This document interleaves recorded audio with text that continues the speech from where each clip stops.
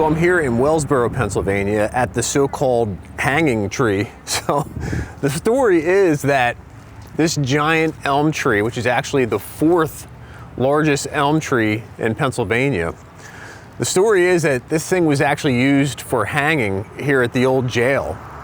Now, if I look back at old history records or any newspapers, I don't see any evidence of this place ever being used for hanging.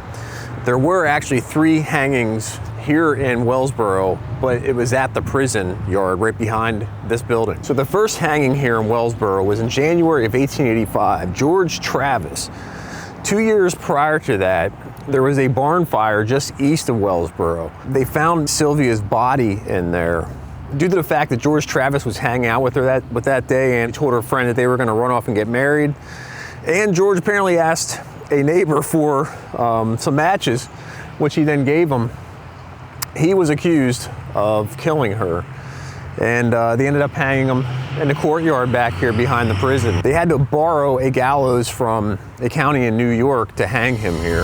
The physician noted his neck did not break, fueling rumors that his friends had revived him, and he was now working on the Pine Creek Railway as a brakeman.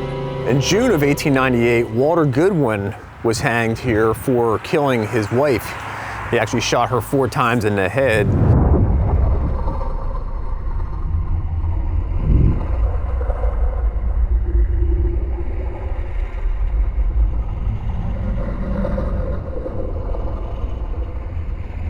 They actually had 2 carpenters from Wellsboro here build those gallows, and they tested them on a neighboring farm. W.Q. Benjamin and David Carr were the 2 carpenters that manufactured and tested this gallows.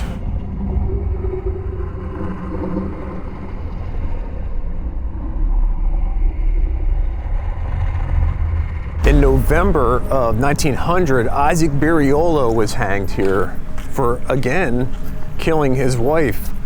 He actually caught her on fire, caught her dress on fire, and held her arms so she couldn't try to put it out. She ended up making a statement to family that it was him that caught her on fire, but she later died in the hospital. I saw some people saying that what they call the green here was used for the hangings, but I see no evidence of that being true.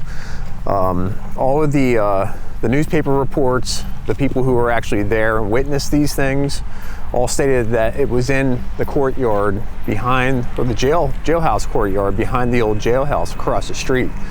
I see no reason to believe that the greens was ever used for hangings. It was actually a park then, so this thing's been around for a while.